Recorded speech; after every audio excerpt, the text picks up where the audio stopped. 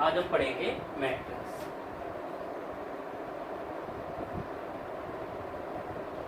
अब मैट्रिक्स हमारी क्या होती है कि मैट्रिक्स क्यों मैट्रिक्स हमारा होगा जैसे हम एक रेक्टेंगुलर एरे में, रेक्टेंगुलर एरे मतलब रेक्टेंगुलर बॉक्स में अगर हम एलिमेंट को रखते हैं, ठीक है, और एलिमेंट को रखने के तरीके रो और कॉलम में, जैसे एलिमेंट हमने इसमें रख दिया A B C D E F G H I, तो ये हमारे अगर रेक्टेंगुलर बॉक्स के अंदर कई सारे एलिमेंट रो और कॉलम में रखते हैं तो उसे हम बोलते हैं मैट्रिक्स।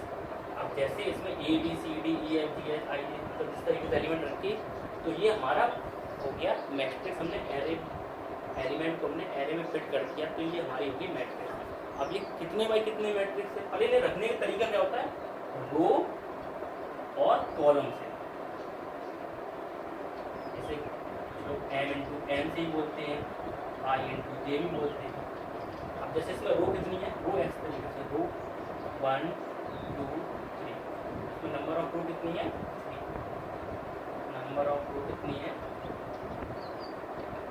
3, और नंबर ऑफ कॉलम कितने हैं, नंबर ऑफ कॉलम भी कितने हैं 1 2 3, नंबर ऑफ कॉलम भी कितने हैं 3, नंबर ऑफ रो इसमें कितने हैं 3 और नंबर ऑफ कॉलम भी कितने हैं 3। तो इसे लिखने का तरीका होता है 3 इंटू 3, मतलब नंबर ऑफ रो इसमें कितनी है 3 और नंबर ऑफ कॉलम कितने 3। कोई मैट्रिक्स लिखोगे उसके बाद ये लिखना तो बहुत जरूरी है कि ये कितने बाई कितनी मैट्रिक्स है। जैसे हमने यहाँ एक ए लिखा और यहाँ लिख दिया A11 A12 A1 A2, इसमें नंबर ऑफ रो कितने हैं 2 रो हैं और नंबर ऑफ कॉलम कितने हैं 2। ये लिखना बहुत इंपॉर्टेंट है, ये कितने बाई कितनी मैट्रिक्स है। तो नंबर ऑफ रो और नंबर ऑफ कॉलम में हम जितने भी एलिमेंट फिट कर दें वो हमारा क्या होगा, उसमें उसे क्या बोलते हैं मैट्रिक्स। अब इसके अगर हमें नंबर ऑफ एलिमेंट बतानी हो तो इसमें नंबर ऑफ एलिमेंट हैं कितने, तुम लोग काउंट भी कर सकते हो, जैसे 1 2 3 4, पर इन दोनों का अगर मल्टीप्लाई करते हैं तो वही हमारे नंबर ऑफ एलिमेंट होते हैं। इसमें नंबर ऑफ एलिमेंट कितने होंगे 3 3 या 9, काउंट करो तब भी 9, और वैसे डायरेक्ट अगर इन दोनों को मल्टीप्लाई करेंगे तब भी हमें पता चल जाएगा इसमें नंबर ऑफ एलिमेंट होते हैं। अब सबसे इम्पोर्टेंट होता है मैट्रिक्स के एलिमेंट को लिखना। जैसे हमने इसमें लिख दिया ये 1 1 1 2, क्यों लिखा, ये 1 1 A1 मतलब पहली रो का पहला एलिमेंट, पहली रो का दूसरा एलिमेंट, दूसरी रो का पहला एलिमेंट, दूसरी रो का दूसरा एलिमेंट। अब जैसे कोई तुमसे यहाँ पे एक मैट्रिक्स लिख दे 1 2 4 5, अब तुमसे पूछा जाए इसमें A12 कितना है, मतलब पहली रो का दूसरा एलिमेंट कौन सा है, तो ये 2 बाई 2 की मैट्रिक्स है। पहली रो का दूसरा एलिमेंट इसमें कौन सा है। अब कोई तुमसे पूछिए दूसरी रो का दूसरा एलिमेंट कौन सा है, तो क्या बताओगे दूसरी रो का दूसरा एलिमेंट कितना है। तो ये लिखना बहुत जरूरी है। जैसे अगर हम 3 बाई 3 की मैट्रिक्स हो 3 बाई, अब तुमसे पूछे 3 बाई 3 की एक मैट्रिक्स बनाओ, 3 बाई 3 मतलब 9 एलिमेंट फिट करने हैं। 9 एलिमेंट कैसे, जिसमें नंबर ऑफ रो कितनी हो 3, नंबर ऑफ कॉलम भी कितने हो 3। जैसे हमने बना के ए, जैसे पहली रो का पहला एलिमेंट, पहली रो का दूसरा एलिमेंट, पहली रो का तीसरा एलिमेंट, लिख दिया ए मतलब ने ए एलिमेंट लिख दिया। फिर करना हो कैसे लिखेंगे, दूसरी रो का पहला एलिमेंट, दूसरी रो का दूसरा एलिमेंट, दूसरी रो का तीसरा एलिमेंट, तीसरी रो का पहला एलिमेंट, तीसरी रो का दूसरा एलिमेंट और तीसरी रो का तीसरा एलिमेंट। तो हमारा हो गया पहली रो का पहला एलिमेंट, पहली रो का दूसरा एलिमेंट, पहली रो का तीसरा एलिमेंट। और अगर 3 बाई 4 की होती है 4 बाई 3 की होती है इसे और एक्सटेंड कर सकते थे, पहली रो का चौथा एलिमेंट, दूसरी रो का चौथा एलिमेंट, तीसरी रो का चौथा एलिमेंट। तो अगर जैसे यहाँ पर हमने वैल्यू पूछते 1 2 3 4 5 6 7 8 9, तो इसमें हमें बताना हो जैसे A 2 3, दूसरी रो का तीसरा एलिमेंट कौन सा है, तो हम तुरंत आएंगे दूसरी रो में और इसका तीसरा एलिमेंट कितना होगा 6। कोई पूछे A 3 4 कौन सा है, तीसरी रो का चौथा एलिमेंट है ही नहीं, पर हमें से 3 2 5 कर सकते हैं। तीसरी रो का दूसरा एलिमेंट कितना है, तीसरी रो का दूसरा एलिमेंट कितना है।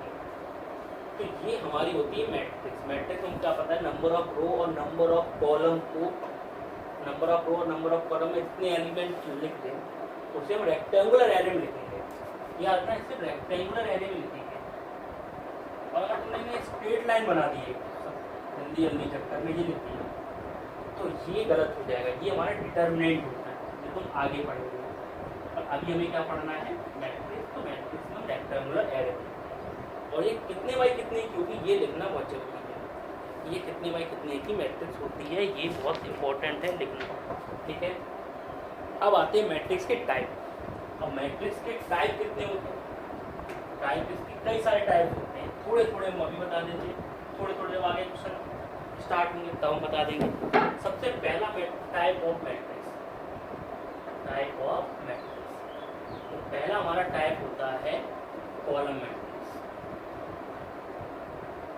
कॉलम मैट्रिक्स, कॉलम मैट्रिक्स हमारे क्या होंगे, मैट्रिक्स में कैंसिल करते हैं, बाकी सारा लिखना। कॉलम मतलब सिर्फ कॉलम में होंगे, जैसे 1 2 3 4, मतलब वो में वो भी है पर लेकिन कॉलम ज़्यादा है उसमें। तो ये हमारी कॉलम मैट्रिक्स होगी, कितने बाई कितने होगी, 4 रो और 1 कॉलम। फिर आता है रो मैट्रिक्स। इसमें क्या होंगे, जैसे हमारे रो में होंगे तो वैसे 2 3 4 नंबर ऑफ रो कितनी है, 1 रो और 4 कॉलम इसके, ठीक है। फिर हमारी आती है जैसे हमारी आती है स्क्वायर मैट्रिक्स। क्या आती है, स्क्वायर मैट्रिक्स। स्क्वायर मैट्रिक्स में क्या होंगे, नंबर ऑफ रो और नंबर ऑफ कॉलम आपस में इक्वल होंगे, जैसे 2 3 4 5। इसमें 2 बाई 2 की मैट्रिक्स है, 2 रो है 2 कॉलम। और एग्जांपल के तौर पे 1 2 3 4 5 6 7 8 9, ये हो गई 3 बाई 3 की मैट्रिक्स। मतलब number of row number of column अगर आपस में इक्वल है, मतलब 3 बाई 3 मैट्रिक्स हो, 4 बाई 4 की हो, 5 बाई 5 की हो, तो ये हमारी होती है स्क्वायर मैट्रिक्स। अब आती है diagonal matrix. Diagonal matrix, diagonal matrix में क्या होंगे, हमारे डायगोनल जैसे हम 3 बाई 3 मैट्रिक्स लेते हैं, 1 2 3, मतलब एक तरीके, और बाकी सारे एलिमेंट हमारे 0। डायगोनल में जितने एलिमेंट हों वो हमारे हों, बाकी सारे एलिमेंट कितने हों, 0। तो ये हमारी होती है डायगोनल मैट्रिक्स। फिर आती है null matrix. Null matrix, null matrix में क्या होंगे, सारे टर्म 0। 2 बाई 2 की मैट्रिक्स है, उसमें सारे टर्म 0। 3 बाई 3 मैट्रिक्स है, उसमें सारे टर्म 0। फिर आती है यूनिट मैट्रिक्स या फिर आइडेंटिटी मैट्रिक्स। यूनिट मैट्रिक्स का मतलब होगा जैसे अगर हम 2 बाई 2 की मैट्रिक्स बनाए, उसमें डायगोनल के जो टर्म्स डायगोनल मैट्रिक्स में वो सारे 1 और 1 है, तभी इसका नाम होता है यूनिट मैट्रिक्स। मतलब बाकी जैसे हमने लिख दिया है तो 1 और 1, तो यानी कि ये हमारी हो गई यूनिट मैट्रिक्स। इसमें सिर्फ हमारे क्या डायगोनल के जितने टर्म्स हैं वो हमारे 1 1 होने चाहिए, मतलब, और बाकी सारे टर्म्स 0 हों। तो ये हमारी क्या होती है, यूनिट मैट्रिक्स। अब हमारी आती है अगली वाली, अगली मैट्रिक्स 3 बाई 3 की मैट्रिक्स का एग्जाम्पल ले सकते हैं, जैसे 1 1 1, बाकी सारे टर्म 0। ये वाले टर्म्स 1 1 है, बाकी सारे टर्म्स, ठीक है। अब आता है डायगोनल मैट्रिक्स होगी हमारी, ठीक है। अब आती है स्केलर मैट्रिक्स। स्केलर मैट्रिक्स, इसमें हमारे क्या होंगे, डायगोनल के जो टर्म्स हो वो इक्वल हो पर लेकिन 1 ना, जैसे इस पर 2 और 2 और 2, 2 और 2 हो, 2 2 2 3 3 3 4 4 4, पर लेकिन 1 ना। अगर 1 हो गई तो उसे हम क्या बोलेंगे, यूनिट मैट्रिक्स। और बाकी सारे टर्म्स अगर हो तो उसको हम बोलेंगे स्केलर मैट्रिक्स। अब आती है हमारी का triangular matrix, upper triangular matrix, upper triangular matrix. Upper triangular matrix में क्या होगा, जैसे हमने एलिमेंट लिख दिए 1 2 3 4 5 6, इसमें हमारे ऊपर एक ट्रायंगल बना है, राइट एंगल ट्रायंगल। हमने देखा राइट एंगल ट्रायंगल के टर्म्स लिखे हों और बाकी सारे टर्म 0 हों, वो होती है हमारी अपर ट्रायंगुलर मैट्रिक्स। अगर हम इसमें 2 बाई 2 का एग्जांपल लेते हैं, तो जैसे 1 2 3 0, तो इसमें हमने एक राइट एंगल ट्रायंगल बना ऊपर से देखा हमने, उसमें ऊपर के 1 2 3 एलिमेंट है, ये वाला टर्म 0 है, तो ये हमारी होगी अपर ट्रायंगुलर मैट्रिक्स, ठीक है। अब इसका आती है लोअर ट्रायंगुलर मैट्रिक्स।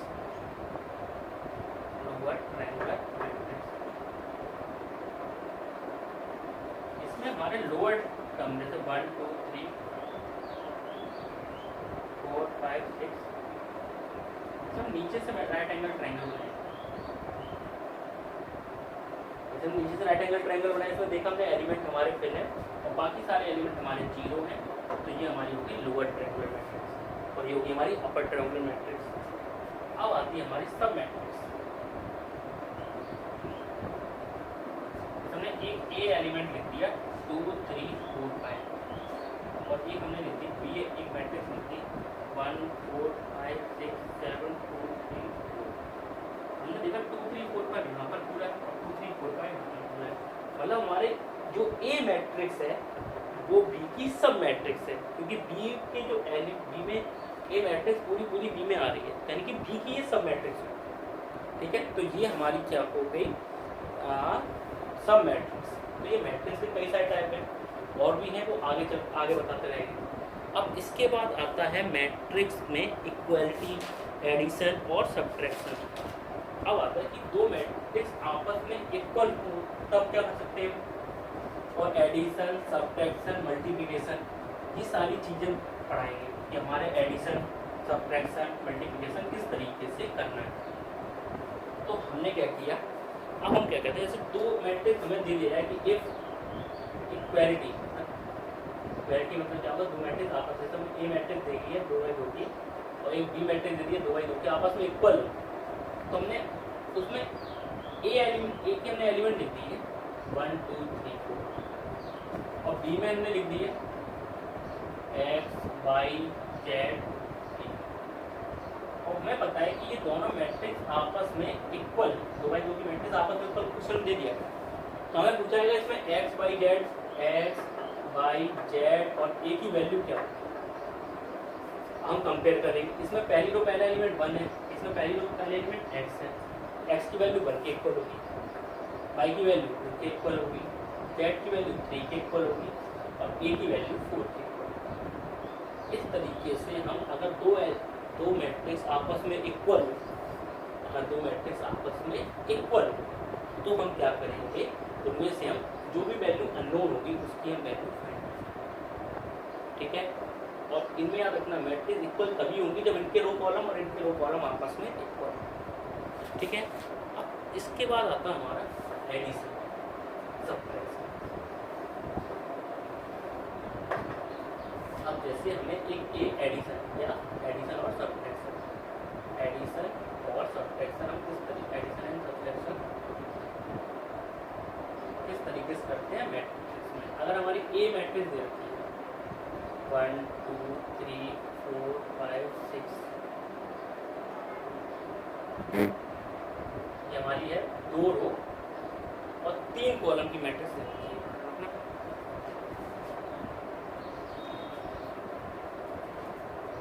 और बी -1 -1 2 2 4 5, ये भी 2/3 की मैट्रिक्स। अब इन दोनों को में ऐड करना, ठीक है। अब पहले चेक करेंगे इसमें रो कॉलम कितने 2/3 के, इसमें भी रो कॉलम कितने 2/3 की है। अब मैंने ऐड करना है, तो ऐड हम किस तरीके से करेंगे, डायरेक्ट ऐड करेंगे, मतलब इसमें पहली रो का पहला एलिमेंट कितना है 1, इसमें पहली रो का पहला एलिमेंट कितना है 1, तो 1 को 1 के साथ ऐड कर देंगे, 2 को 1 के साथ ऐड कर देंगे, 3 को 2 के साथ ऐड कर देंगे, 4 को 2 के साथ ऐड कर देंगे, 5 को 4 के साथ ऐड कर देंगे, 6 को 5 के साथ ऐड कर देंगे। तो रिजल्ट में हमारा कितना आएगा, वैसे 2 3 5 6 9 9। तो ये भी हमारी 2/3 की मैट्रिक्स है। तो ये हमारा होता है एडिशन, मतलब इसका नंबर ऑफ, जैसे पहली रो का पहला एलिमेंट पहली रो का पहला एलिमेंट उन दोनों को ऐड कर देंगे, पहली रो का दूसरा एलिमेंट पहली रो का दूसरा एलिमेंट ऐड करते जाएंगे। अब आता है सब्ट्रैक्शन, अगर दोनों आपस में इक्वल नहीं होंगे तो ऐड और सब्ट्रैक्ट नहीं होगा। अब आता है सब्ट्रैक्शन में क्या होगा, अब यहाँ 1 बी का साइन यहाँ प्लस था, यहाँ क्या आ जाएगा माइनस साइन, सीधा सीधा 1 - 1 2 - 1 3 - 2 4 - 2 5 - 4 और 6 - 1। तो कितना आ गया 0 1 1 2 1। तो ये हमारी आ ये हो गया हमारा एडिशन और ये हो गया हमारा क्या सब्ट्रैक्शन। एडिशन और सब्ट्रैक्शन दो मैट्रिक्स का। लेकिन तो अभी हमारी छोटी छोटी चीज़ होगी एडिशन और सब्ट्रैक्शन। अब आता है मेन मल्टीप्लिकेशन। क्या आता है मल्टीप्लिकेशन। अब ये बहुत इंपॉर्टेंट है, मल्टीप्लाई करना अगर सीख गए तो आधी मैट्रिक्स तो तुम लोग निकाल ली सब। अगर मल्टीप्लाई तुम लोगों को करना आता है कि मल्टीप्लाई किस तरीके से करते हैं। हमने से एक मैट्रिक्स लिखी 1 2 3 4 और 5। जैसे ये हमारी कितनी लाइन कितनी की है, 3 रो है इसमें और 2 कॉलम। ये की मैट्रिक्स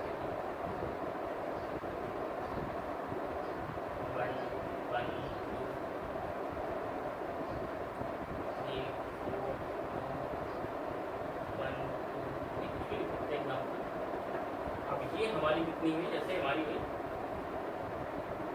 3 रो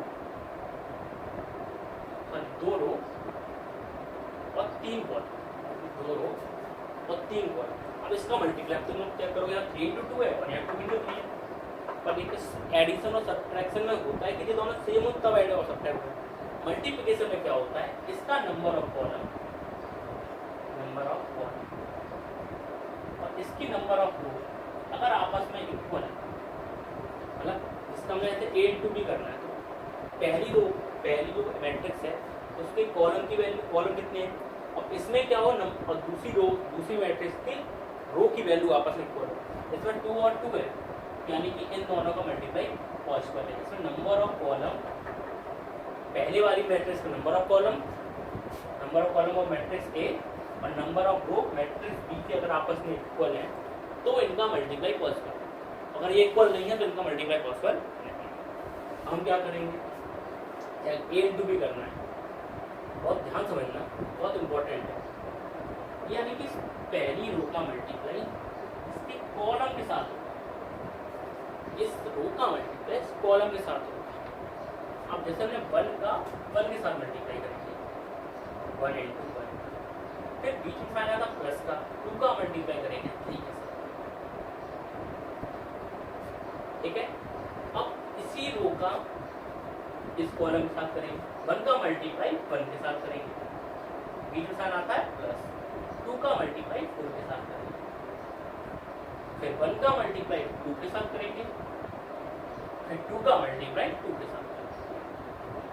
और ध्यान समझने की चीज है मल्टीप्लिकेशन, पहली रो देखेंगे और इसके कॉलम के साथ मल्टीप्लाई करेंगे। पहली रो 1 और 2 है, 1 और 2 का मल्टीप्लाई पहले 1 और 3 के साथ किया, फिर 1 और 2 का मल्टीप्लाई 1 और 4 के साथ किया, फिर 1 और 2 का मल्टीप्लाई 2 और 2 के साथ किया। अब सेकेंड रो उठाएंगे, अब उठाएंगे 3 × 4। 3 × 4 का मल्टीप्लाई पहले रो के साथ करेंगे, 3 और 1 के साथ, 4 का 3 के साथ, फिर 3 का 1 के साथ, 4 का 4 के साथ, फिर 3 का 2 के साथ और 4 का 2 के साथ। अब नेक्स्ट उठाएंगे इस रो का, फिर 5 का 1 के साथ मल्टीप्लाई, 1 का 3 के साथ, 5 का 1 के साथ मल्टीप्लाई, 1 का 4 के साथ, 5 का 2 के साथ मल्टीप्लाई और 1 का 2 के साथ मल्टीप्लाई।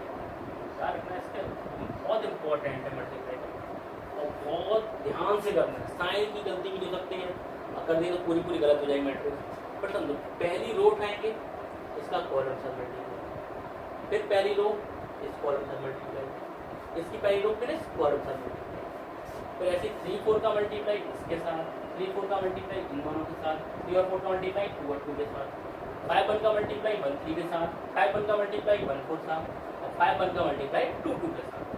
अब चेक करने के लिए तुमने कहीं गलत किया नहीं किया, एक बार चेक कर लो। यहाँ पे जो सेकंड वाली रो लिखी 1 3 1 4 2 2, ये वही आएगी 1 1 1 3 3 3 1 1 1 4 4 4 2 2 2 और 2 2।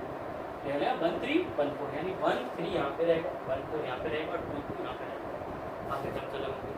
अब इसमें क्या करेंगे हम, पहले भी करें मल्टीप्लाई, 1 + 6 3 + 12 5 + 3, 1 + 4 किया 8, 3 + 16, 5 + 4, 2 + 4, 6 + 8 और 10 + 3 और 3 मैट्रिक्स बनेगी।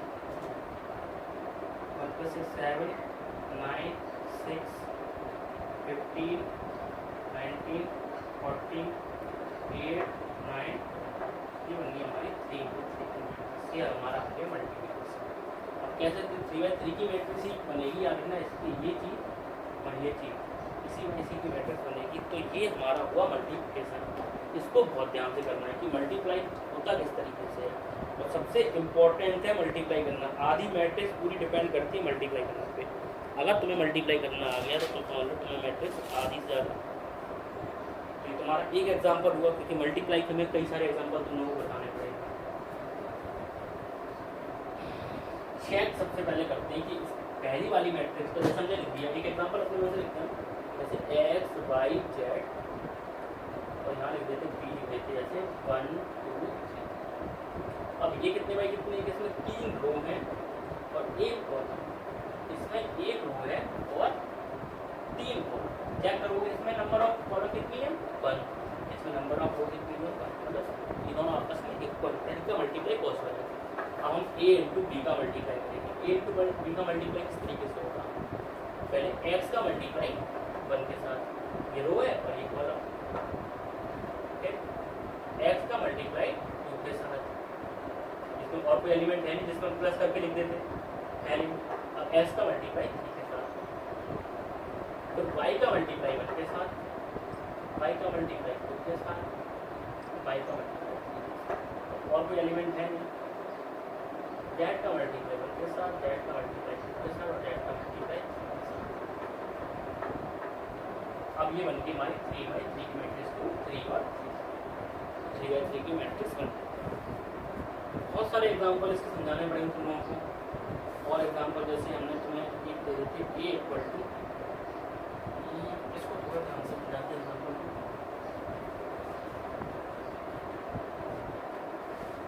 If a equal to cos alpha sin alpha minus sin alpha और cos अल्फा, ये हमारी मैट्रिक्स है। a equal to cos alpha minus sin alpha. मतलब फाइंड करना इसमें a इसका मतलब a इंटू a फाइंड करना एक तरीके से। अपना ट्रिग्नोमेट्री बहुत आई मैट्रिक्स है, क्योंकि बिना मैट्रिक्स और ट्रिग्नोमेट्री तो कुछ पॉसिबल है नहीं। तो हम a इंटू ए, तो अब हमें a के एलिमेंट कितने, पहले 2/2 की मैट्रिक्स है ना, a के एलिमेंट कितने cos अल्फा sin अल्फा से नंबर कट जाते हैं बोर्ड में अगर तुम लोगों ने इस तरीके से लिखा नहीं। तो यहाँ पे क्या लिखेंगे cos alpha sin alpha minus sin alpha और cos अल्फा। यहाँ चेक किया ये 2/2 की मैट्रिक्स है, ये 2/2 की मैट्रिक्स है, इसके 2 और 2 है, यानी कि इसका मल्टीप्लाई पॉसिबल है। अब हम मल्टीप्लाई किस तरीके से करेंगे, पहले इस रो का इस कॉलम के साथ, तो cos अल्फा का cos अल्फा से मल्टीप्लाई प्लस प्लस का साइन आता है sin अल्फा का माइनस sin अल्फा से मल्टीप्लाई। ये हो गया पहली रो, पहला कॉलम। फिर पहली रो दूसरा रो cos अल्फा का sin अल्फा से मल्टीप्लाई, फिर sin अल्फा का cos अल्फा से मल्टीप्लाई प्लस का साइन। अब सेकंड रो का पहली कॉलम साथ sin अल्फा का cos अल्फा से मल्टीप्लाई, तो cos अल्फा का माइनस sin अल्फा से मल्टीप्लाई, फिर माइनस sin अल्फा का माइनस sin अल्फा से multiply, sorry plus sin alpha से मल्टीप्लाई, ये तो साइन प्लस का, और cos अल्फा का cos अल्फा से मल्टीप्लाई। कितना होगा cos alpha cos square alpha minus plus minus minus sin square alpha minus sin alpha cos alpha sin alpha एक ही बात है, तो कितना होगा माइनस का 2 sin अल्फा cos अल्फा, ये भी एक ही बात है sin अल्फा cos अल्फा, तो ये कितना हो गया 2 sin अल्फा cos अल्फा, ये भी माइनस cos स्क्वायर से पहले कहते हैं cos स्क्वायर अल्फा और माइनस का sin स्क्वायर अल्फा। तो ये इसका फॉर्मूला हुआ cos 2 अल्फा का, इसका हुआ माइनस sin 2 अल्फा का, ये साइन 2 अल्फा का कॉस का साइन था कॉस 2 और कितने मैट्रिक्स में क्या है 2/2 बचा हुआ 2/2। तो इस तरीके से ये ए स्क्वायर फाइंड होगा। मल्टीप्लाई किस तरीके से करना है, ये बहुत छोटे छोटे क्वेश्चन है कि हमारा मल्टीप्लाई किस तरीके 2/2 को मल्टीप्लाई। अभी कई सारे बड़े क्वेश्चन आएंगे कि हमारा मल्टीप्लाई किस तरीके से होगा, और 3 मैट्रिक्स आ सकती है, 4 मैट्रिक्स आ सकती है। तो बहुत ध्यान से करना है कि हम मल्टीप्लाई किस तरीके से कर सकते हैं। अभी तो ये छोटी छोटी है, अभी हम तुम्हें 3 मैट्रिक्स दे रहे हैं, ए कुछ बी कुछ और सी कुछ। हम तुमसे पूछते हैं ए इंटू बी और ए इंटू सी, इन दोनों सब्ट्रैक्शन बता सकता हूँ। पहले तुम ए का बी के साथ मल्टीप्लाई करोगे, फिर ए का सी के साथ करो, फिर दोनों को सब्ट्रैक्ट करोगे। तो इसके कई सारे क्वेश्चन होंगे। और मल्टीप्लाई तो बहुत इंपॉर्टेंट है। मल्टीप्लाई अगर मैट्रिक्स में आएगा तो पहले तो अगर तुम्हें मैट्रिक्स ही आएगी तब तुम आगे वाला चैप्टर डिटरमिन तब कर पाओगे। तो मैट्रिक्स बहुत ईजी है। मैट्रिक्स में तो क्या करना, मल्टीप्लाई, उसके बाद एडिशन सब्ट्रैक्शन, ये सारी चीज़ें करनी है। और मल्टीप्लाई बहुत इंपॉर्टेंट है। बार बार इस वीडियो को देखते रहना ताकि तुम लोग समझ में आए कि मल्टीप्लाई सर ने किस तरीके से किया है, 2/2 का, 3/3 का। तो ये सारे और बड़े बड़े क्वेश्चन हैं जो तुम्हें एनसीईआरटी मिलेंगे, आरडीशन में मिलेंगे। तो मल्टीप्लाई बहुत अच्छी तरीके से करना है। इसके बाद जो आगे चैप्टर आएगा, जैसे आगे साइड में क्या है, ट्रांसपोर्ट मैट्रिक्स। एक बता देते तुम लोगों को, जरा एक मैट्रिक्स और बता देते हैं, ट्रांसपोर्ट मैट्रिक्स। ट्रांसपोर्ट मैट्रिक्स हमारी क्या होती है, जैसे हमारा ए, इसका तुम लोग वीडियो का बाद में बताएंगे, और ध्यान समझना इस चीज़ को। 7 6 7 8 ये हमारी 3/3 मैट्रिक्स है। और हमारी ट्रांसपोर्ट मैट्रिक्स है, इसे ए डैश या कुछ लोग ए टी भी लिखते हैं। ए डैश ट्रांसपोर्ट मैट्रिक्स या ए टी, मतलब ए की ट्रांसपोर्ट मैट्रिक्स लिखते हैं। तो ट्रांसपोर्ट मैट्रिक्स क्या होती है, रो जो होता है वो हमारा कॉलम में चेंज हो जाता है, और कॉलम जो होता है वो रो में चेंज हो जाता है। कैसे, ध्यान से देखना। इसकी रो क्या है 1 2 3, जैसे हम कॉलम में चेंज कर देंगे 1 2 3 4 5 6, इसे भी कॉलम में चेंज कर दो 4 5 6 7 8 9, इसे कॉलम में चेंज करके 7 8। अब तुमने रो को कॉलम में चेंज कर दिया, 1 2 3 4 4 5 6 1 2 3 4 5 6 और 7 8 9। अब हम क्या करते हैं, कॉलम है ये 3 मैट्रिक्स। अब कॉलम कैसे रो में चेंज हो गया, देखो कॉलम देखो 1 4 7 है, तो कॉलम में था 1 4 7, अब ये किस में आ गया, रो में। 2 5 8 कॉलम में था, ये 2 5 8 रो में आ गया। 3 6 9 कॉलम में था, 3 6 9 रो में आ गया। अब ध्यान देना, मैट्रिक्स में बहुत इंपॉर्टेंट है मल्टीप्लाई। अगर तुमने मल्टीप्लाई कर लिया, एडिशन सब्ट्रैक्शन तो सभी लोग कर लेते हैं, अगर तुमने मैट्रिक्स में मल्टीप्लाई कर लिया तो आधी से ज़्यादा मैट्रिक्स तुम लोगों को आ गई। इसके बाद जो मैट्रिक्स जैसे आएगी इनवर्स मैट्रिक्स, इनवर्स मैट्रिक्स कैसे निकालते हैं, एडजॉइंट कैसे निकालते हैं, ये सारा हम तुम लोगों को कल बताएंगे। और ये कल हम तुम लोगों को तभी बताएंगे जब तुम लोग इसके क्वेश्चन करोगे। उसमें क्या है, सबसे पहले ट्रांसपोर्ट मैट्रिक्स तो बात की बात है, एडिशन सब्ट्रैक्शन मल्टीप्लाई। मल्टीप्लाई अगर तुम लोगों ने कर लिया बेटा, डिटरमिनेंट भी तुम लोग सॉल्व कर लोगे, ठीक है। तो सबसे पहले मल्टीप्लाई के जितने क्वेश्चन है वो सॉल्व करो। हम तुम लोग क्वेश्चन दे देंगे, तुम लोग इसको बहुत ध्यान से पढ़ना। तो मल्टीप्लाई बहुत इंपॉर्टेंट, तो मल्टीप्लाई पहले तुम लोग एक्सरसाइज करो, फिर आगे का वीडियो मैं अपलोड करूँगा, उसमें तुम लोगों को हम डिटरमिनेंट और इनवर्स मैट्रिक्स और एडजॉइंट मैट्रिक्स निकालना सिखाएंगे। ये भी बहुत बड़े बड़े कुछ चैप्टर हो जाएंगे, पर इनके बड़े बड़े तभी सॉल्व कर पाओगे तो तुम मल्टीप्लाई कर लोगे, क्योंकि इसमें भी मल्टीप्लाई आएगा तो तुम लोग समझ में नहीं आएगा। तो पहले तुम लोग इनवर्स मैट्रिक्स कब सॉल्व करेंगे, मल्टीप्लाई, इसके सारे क्वेश्चन सॉल्व एनसीईआरटी लगाना स्टार्ट करो या आरडीशन में, तब आगे क्वेश्चन सॉल्व करेंगे, ठीक है। तो बाकी वीडियो कल आएंगे।